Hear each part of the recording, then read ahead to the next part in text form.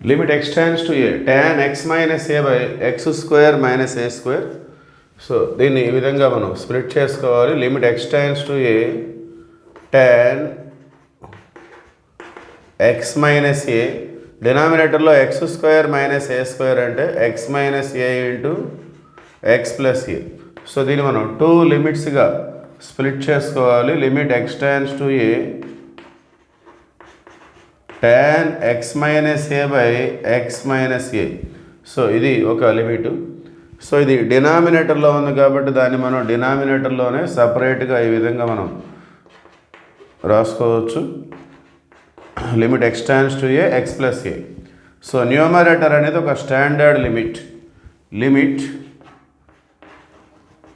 tan x by X x tends to 0 is equal to 1. Okay, so దీన్ని ఒక ఫార్ములాగా మనం treat చేసుకోవచ్చు.